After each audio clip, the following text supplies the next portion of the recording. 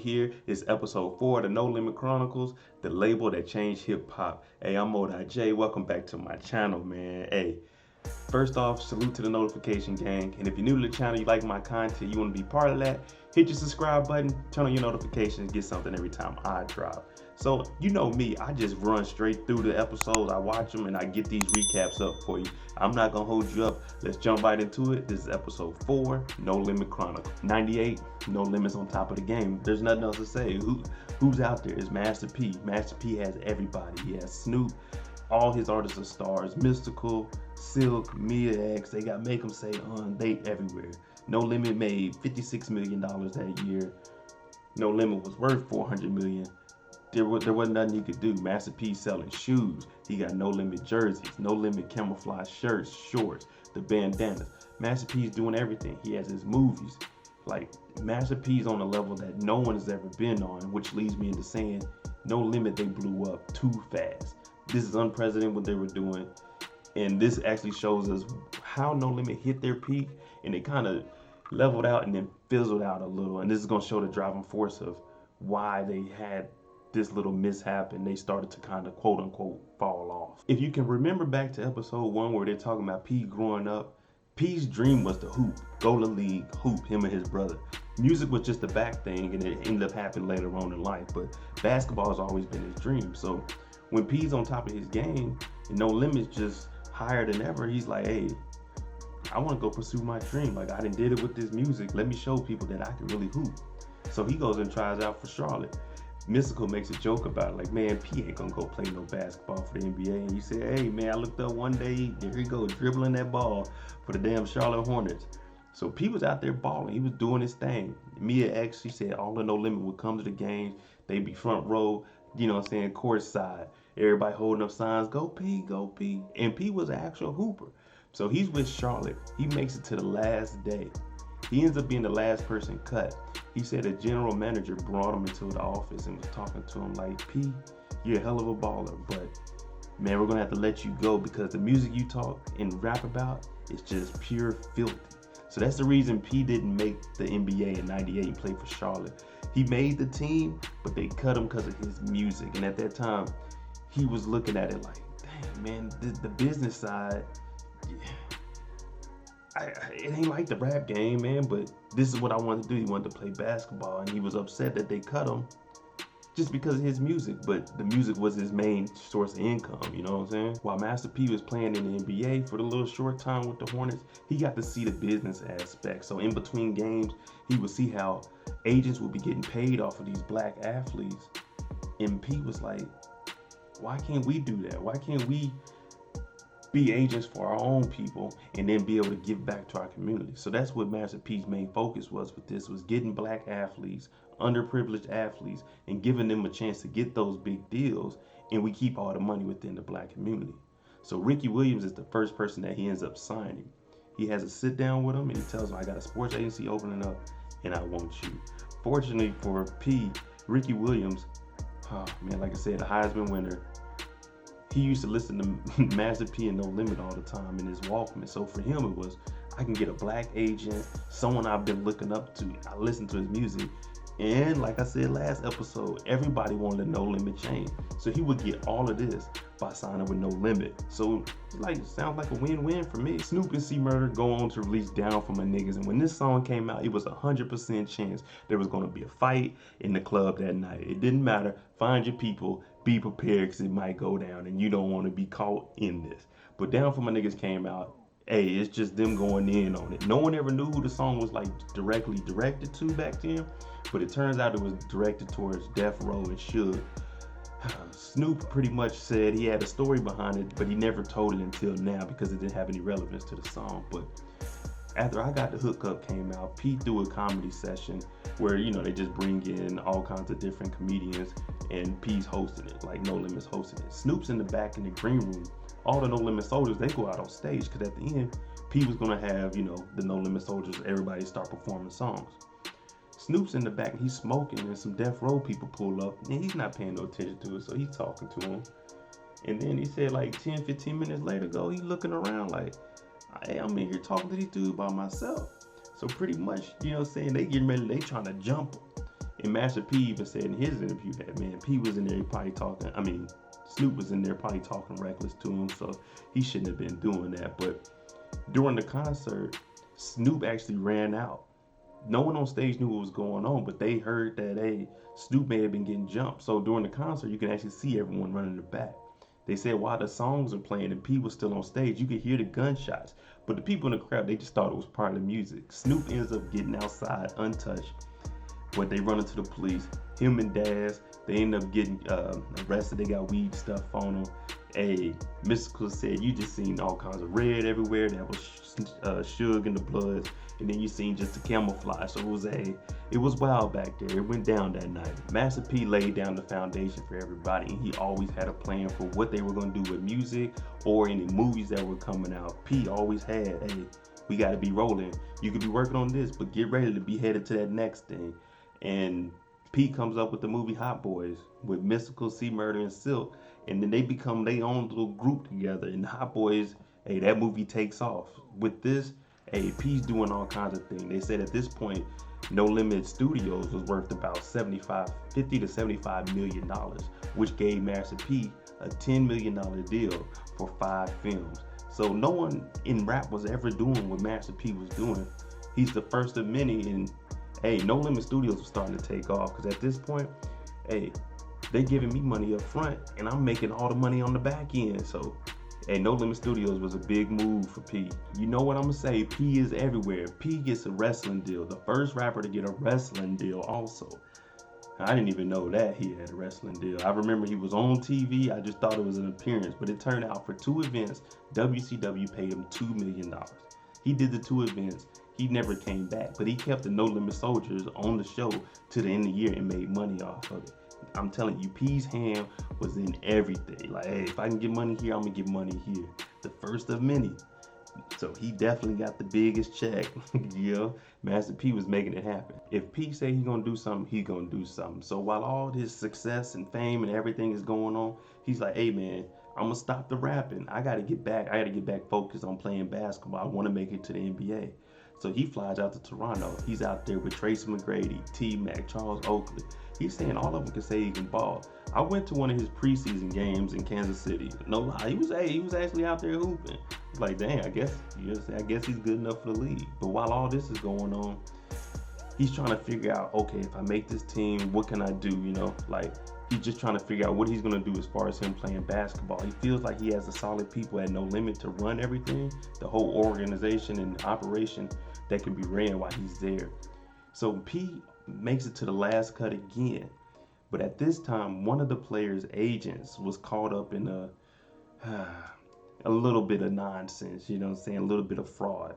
And the reason they cut Master P this time is they said because he's too big of a person and it's going to be drawing too much attention to the team on top of us trying to get rid of this, you know, saying a little under the table controversy that we got going on with some fraud.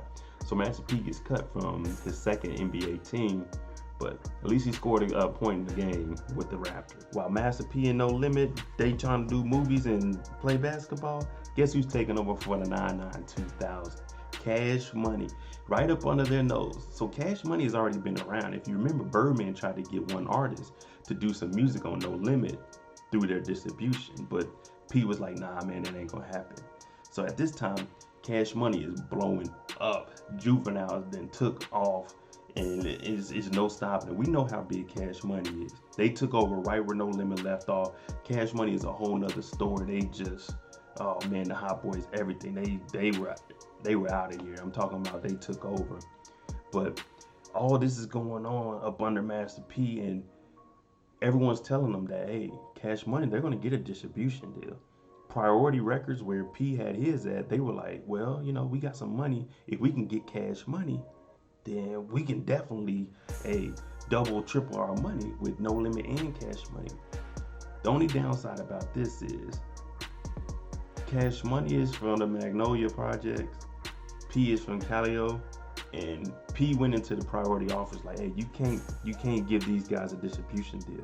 P wasn't hating, he was just making it safe because neither one of them people, they couldn't coexist. Now P and Birdman, they may not have had a problem, but the people around them probably would have had the problems.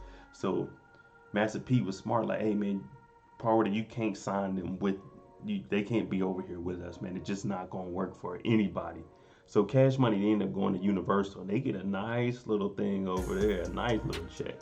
But we all know that turned out with Birdman stealing money. As you keep going, money will start bringing you apart. It never fails. It always happens. So Beats by the Pound, the exclusive producers for No Limit, the in-house producers, everyone's been working with for the last 5-6 years.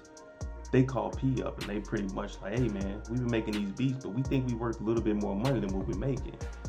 And P's whole stance is like, man, y'all making good money up under me, and I gave y'all an opportunity. So without me, there wouldn't be a Beats by the Pound. Like, I'm the one that believed in y'all, and I'm not like cheating y'all on money or anything. So what do y'all want to leave for? But they just felt like they deserved more money, which is, hey, if you think you're worth something, go get that money. Now P was like, I'm not gonna pay that if you guys want to leave. He wasn't hating or nothing. If you guys want to leave, all right, go ahead and do your thing. Beats by the Pound, they make a call. Hey, yeah, we can go ahead and leave. So they end up leaving No Limit. That's where No Limit started to really start to fall, because all the artists had a connection with Beats by the Pound, and that's who they made their hits with. Once they left, no one ever had a hit like they had before that was produced by Beats by the Pound. Even though Beats by the Pound was making songs for people that was in No Limit, they weren't coming to the studios, but the songs just wasn't doing what they were doing. So P, he has to find out what can he do now, because he lost his producers. Now he's like, hey, I just gotta go find somebody else. So he has to start rebranding the whole No Limit, because it's turning out more people are trying to leave. Like Mystikal's trying to get up out of there, Fiend's trying to get up out of there. Everybody's just trying to leave at this point, because the money is not like what it used to be. The family isn't the same. Master P has been, what they said, spread too thin. Master P's like, nah, you know what I'm saying, I'm doing good, I just gotta get more money. So once people start leaving, P's like, all right, I gotta come out with me another album. Not because I want to rap, but I want to prove everyone wrong that only God can judge me. I'm not falling off. I'm still making moves. It may not be the same as it was with music, but I'm still making moves. I'm still here. So now he comes out with his Only God Can Judge Me album, and he comes out with, it was a mediocre song, Only God Can Judge Me. They dancing on tanks and stuff. I wasn't a fan of it, but it's still Master P. Like, he still has that fame, and he's still figuring out where he's gonna go from here. Let's get it straight. Master P was not a lawyer on No Limit Sports. He was the owner of No Limit Sports. Ricky Williams negotiated a deal which made No Limit look bad. He got a deal where he got a signing bonus of $8.8 million from the New Orleans Saints. The rest of his contract would be incentive-based. The $8.8 million he felt he should get up front, cash, for his performance in college. The rest of the money he felt he should earn while he was in the NFL. Unfortunately for him, he ended up getting hurt in the first season, and he didn't get to finish the season. So he got the $8.8 million, and he only made $125,000 off of his incentives.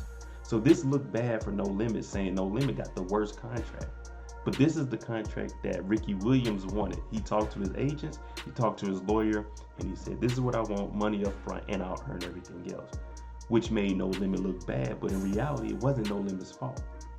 This all became a domino effect that if Ricky Williams, a top athlete, is saying that, well, he's not saying that, the media is saying that No Limit did him wrong, gave him a bad contract, no one wants to go with it. So Master P pretty much lost clients. He had built a gym, had a swimming pool, gym, offices, and everything he was going to use for his No Limit Sports. But since he closed down his agency after this mishap and misunderstanding, he had to go ahead and sell the gym. So Master P did not mess up the contract like everyone thought he did. Ricky Williams decided to have that kind of contract. The music is dried up. No one's putting out CDs like they supposed to. Everyone on the label, they're like, hey man, we gotta go get us some money somewhere, man. It ain't like it used to be. It's like beef amongst themselves. People ain't trying to work with each other, and they don't have Beats by the Pound. So everyone starts to leave. Like Fiend ends up leaving because, hey, he got to take care of his family. Mia X, she has a daughter. She has to leave, take care of her family. I think she said she lost 13 or 14 members of her family in 1 year. Mystikal left, but Master P said there was no ill will against anyone, no bad blood. He would take their contract, tear it up. If you don't want to be here, go get you a deal. He wanted you to go get a deal and make sure that you were still successful because you're still part of the No Limit family. But what he didn't want was anyone around him that didn't want to be around him. So if you wanted to leave and go get you another deal, go get you a deal. I don't own you. You did your contract. Even if you got something left, I'll rip it up because that's how I am. I'm good. I helped you out. Hey, go blossom. So No Limit, hey, it cut all the way down to just Silkk, C Murder, and Snoop at this point. Like, what are they gonna do? Now it's time for Snoop to drop his last album on No Limit. When you think it just can't get any worse, it's like, damn, he's losing everybody at this point. Snoop's the last big artist that he has after Mystikal left. Silkk and C, they were still straight, but you know, they still weren't as big as Snoop or as Mystikal was at the time. And on Snoop's last album, he gets Nate Dogg, Dr. Dre, and P on the song Lay Low. Song is smooth, you know what I'm saying? Like, they all in their suits and stuff, you know what I'm saying? Beautiful women, beautiful song. You know what I'm saying? That's a classic for real. But Snoop's on it, and for him, he wanted to get Dr. Dre on it because Dr. Dre is the one that brought him into the game. And how he wanted to bring Dre on is to repay Master P for everything that he did for him. Since No Limit owned Snoop's masters, he got a song with Dr. Dre on it and a beat from Dr. Dre. That song is going to sell forever. So that's how he repaid Master P back for everything that he did for him. He got Dr. Dre to be on a song on his label. So, hey, Snoop was out there making moves for him too, you know what I'm saying? And Snoop said, hey, priority, this is the last album. Y'all gonna make money off of me. So Snoop and P, they still cool. I just seen on Facebook today, or was it yesterday? They out there dancing and recording stuff. So they still cool today. Now that Snoop's gone, you know what? It's just me and my brother, Silkk and C. Let's make it happen. He rebrands himself again and makes a group with his brother called the 504 Boys. If you remember, they had that song. Hey, that shit was cool. Not gonna love what you gonna do. I ain't too sure what all the words are, but hey, that was a cool song, man. Like, hey, it get you crunk. Like, I'm in high school. I'm like, all right, this is, you know what I'm saying? This is the move right here, P. So 504 Boys, they back on it. You know what I'm saying? They back in the game. They on top. They ain't bigger than Cash Money, but Master P is still around. But P is always thinking forward. So what's next? What can I do next? And at about this time, his son was growing up, Lil Romeo, and next week we're gonna find out what Lil Romeo does for No Limit. All right, that's episode 4 of Death Row Chronicles, the label that changed hip hop. Hey, comment below, what was one of your favorite songs from '98 from No Limit when they had the 23 albums drop? Let me know, comment below. But hey, I'm Moedotj. Thanks for watching again, man. I'm on that grind of 5,000 subscribers, so every subscriber counts. Hey, thanks for watching. We'll be here next week for episode 5 to 6 of No Limit Chronicles, the label that changed hip hop. Thanks for watching. Jimmy on the beat, boy.